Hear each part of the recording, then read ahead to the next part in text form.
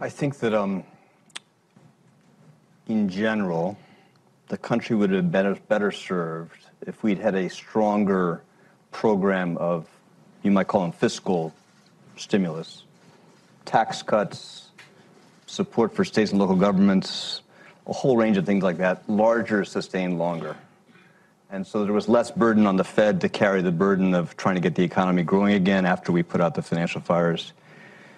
And, we did put in place a, quite large, sustained program of tax cuts and things like that.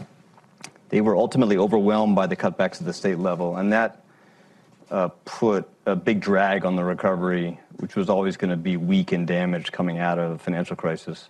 I think that would have made a big difference, and we were successful in relaxing some of the political constraints on that, but not successful enough.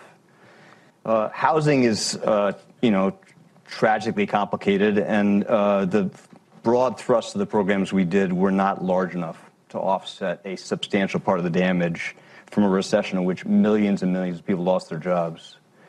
The approach we adopted, and we were trying to do the best with the available tools we had, was to try to make sure we brought mortgage rates down. We kept the housing mortgage market open and functioning so that house prices would start rising again. People wouldn't suffer, a massive additional loss of wealth. Those programs, which are done as a result of GSE conservatorship, which Hank oversaw, and what the Fed was doing in monetary policy, they were very powerful.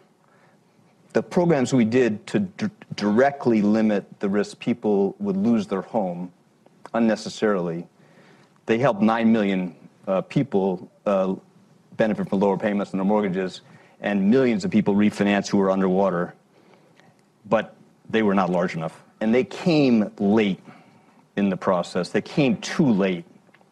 And it would have been better if the stuff we learned in the process of trying to make those things work, we'd learned that more quickly and delivered it better. I know one of the issues that you think about a lot is Fannie and Freddie, and how that, you think, ultimately did help homeowners. I don't think it did. Imagine how far housing prices would have fallen if we didn't have mortgage funding during the financial crisis, and Fannie and Freddie were the only source of mortgage financing. So that made a very significant difference. So I just can't imagine what would have happened if they hadn't gone into conservatorship. What led you to go into conservatorship? I mean, what was the spark for that? The inflection point. Well, the spark was these were these huge entities, that they had like $5.4 trillion in securities outstanding that were getting ready to implode, and so their securities were 3.7 trillion in the U.S. and 1.7 trillion outside of the U.S. Just sort of flowed like water throughout the financial system. Had been treated as if they were, had this implicit government guarantee.